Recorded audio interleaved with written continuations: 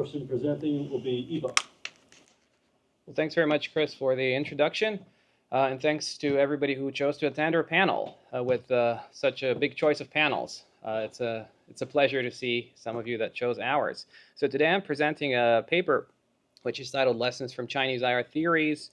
And basically the question that I'm exploring is whether Chinese theories, in particular those of Qin Yaqing and Yan Xuetong, which are arguably the most well-known ones, introduce any genuinely novel ideas into IR as a discipline, and if yes, how so? And if not, are they really positioned correctly within the literature? I'll start off by just briefly giving you the main argument, then I'll kind of speed run through the background, make a few points about the extent to which I believe Yan and Qin overlap with existing theories, and then make a point of how we can potentially reposition them in the literature.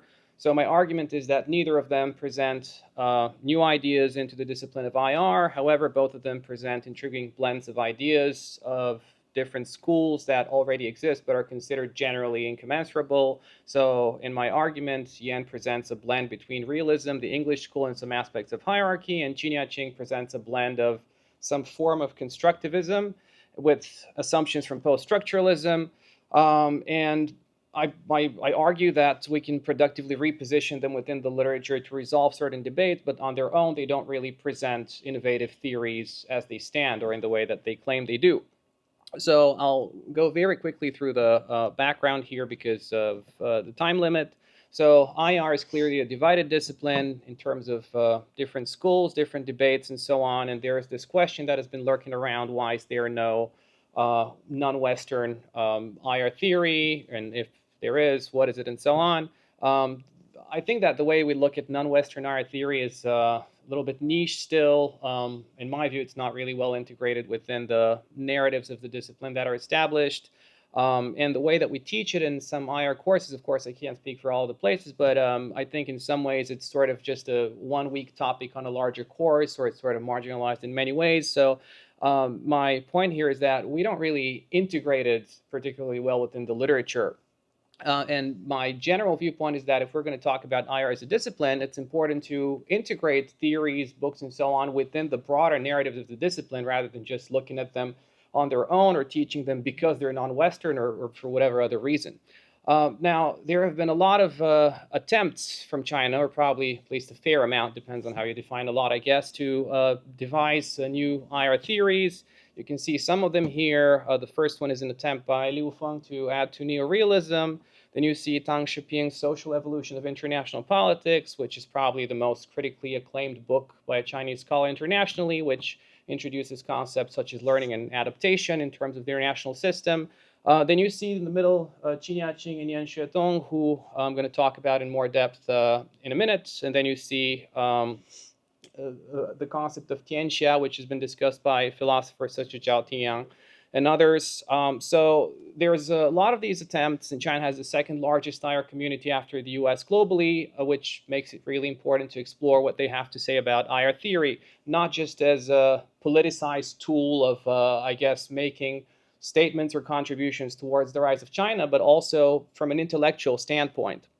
Now, in the past 40 years or so, we've seen a few trends developing in the Chinese sort of this study of IR. So there's been a lot of translations of foreign classics, which form the basics of what Chinese scholars understand about IR theory. And then you've had a lot of discussions within China about questions that have to do with China itself. Should it be a status quo power, revisionist power, and so on? And these have been sometimes, in my view, sort of masked as theoretical debates, whereas in fact they're just about China's rise. So at one point we had this debate that started to emerge whether there should be a quote-unquote Chinese school of IR theory. And there's two people that are positioned at each end of the debate. So you have Yan Xuetong from Tsinghua and Qin Yaqing, formerly from China, the Chinese University of Foreign Affairs. And basically, Yan Xuetong argues it's not necessary to have a distinctly Chinese school because social science should be universal, so it's a universalist sort of position. Qin Yaqing's position is that intersubjectivity is important. Your experiences as a country, history, and so on form the way that you see the world. So it's important that you have a Chinese sort of school of IR theory of sorts.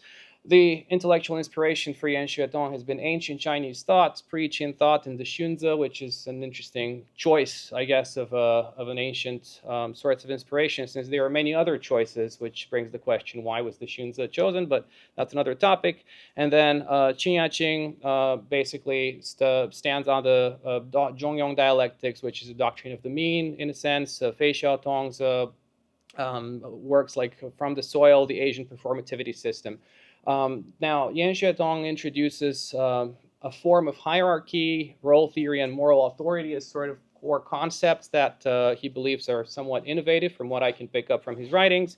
And Qin Yaqing believes that relationality, processuality, and the multiplicity of state identities is basically a part of his core contribution.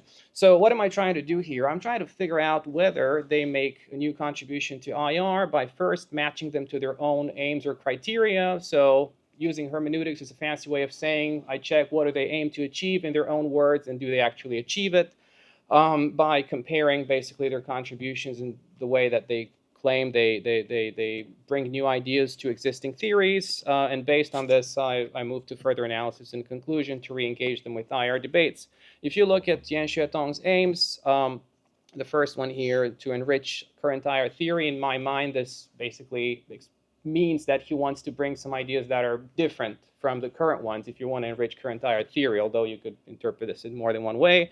And then the other 2 points here are not particularly relevant to what I do because, I mean, of course, you want a deep understanding of international political realities. And, of course, you want to draw lessons from China's rise if you're a Chinese scholar, because that's what a lot of them try to do. So he makes a few alleged contributions. The first one is hierarchy. I've put here some quotes from his book. Pre-Qin thinkers generally thought that power in both international and domestic society had a hierarchical structure. This is manifestly different from the assumptions of contemporary IR theory. Well, first of all, I think that there's a lot of theories that have spoken about hierarchy before, whether you're looking at Wallerstein, whether you're looking at David Lake's work on economic and military hierarchies, whether you're looking at even other concepts like sort of unequal sovereignty from some of the realists, whether you're looking at power hierarchies, invisible hierarchies, and so on. And then the way that the hierarchy is derived from human nature in Yen's work, I think, overlaps with basically what Morgenthau claims in classical realism. So basically, my point here is that this is not manifestly different from the assumptions of many international relations theories.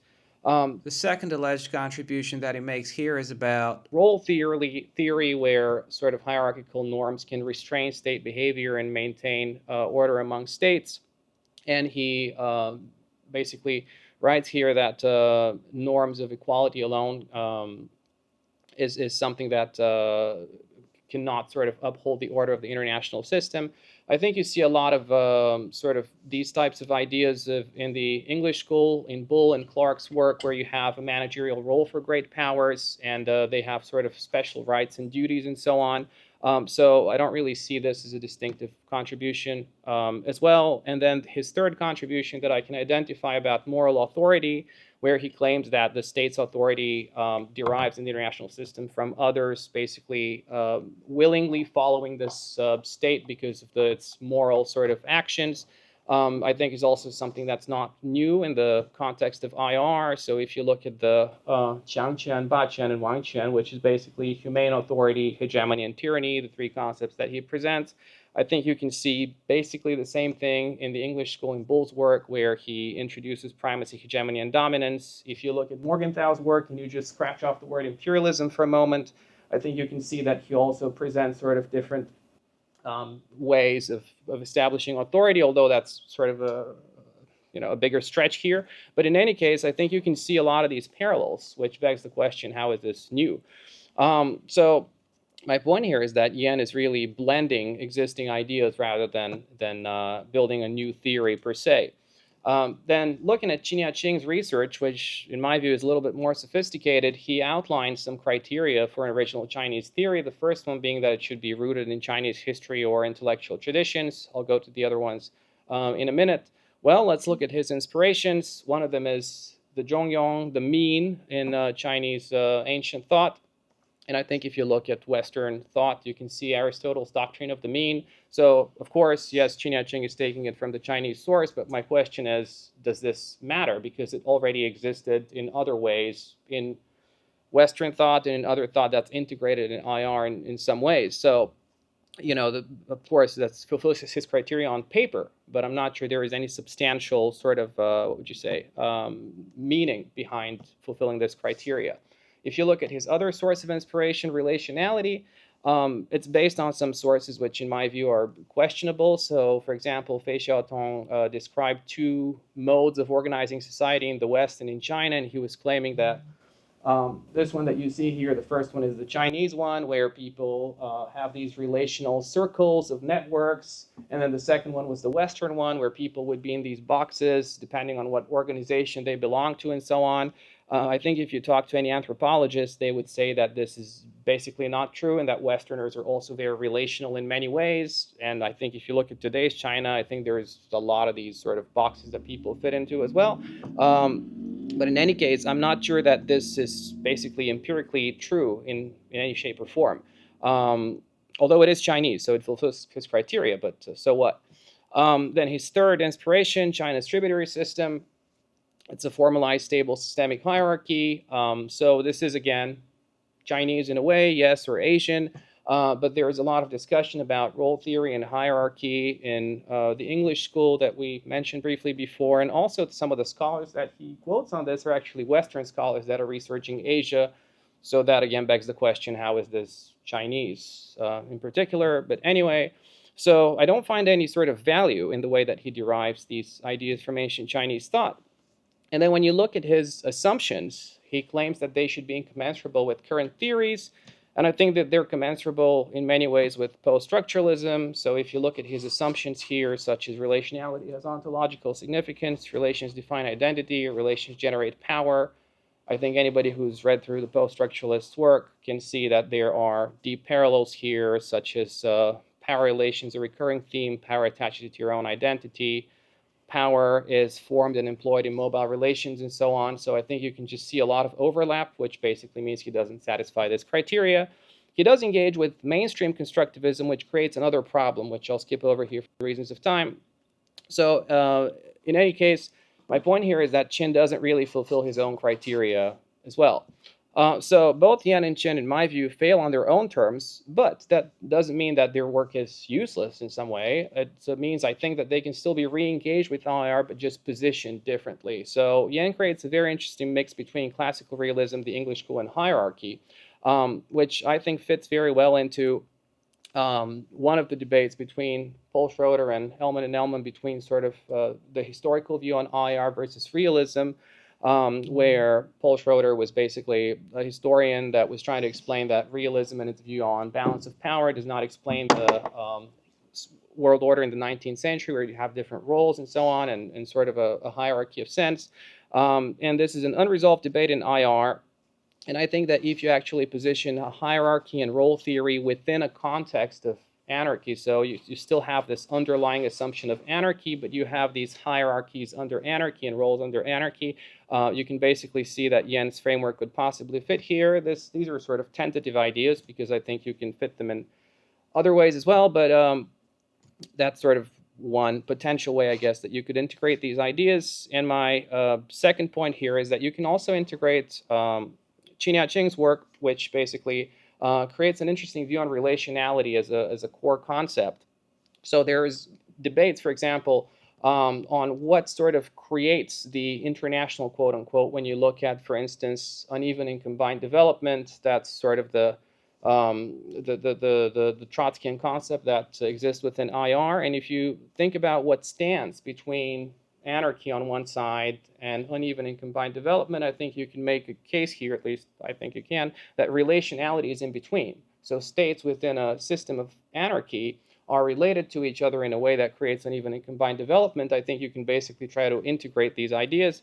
And if you do all of this together, this creates this somewhat confusing sort of figure here, which shows you that you can integrate anarchy, hierarchy, relationality, and uneven and combined development I think you can do this in more than one way.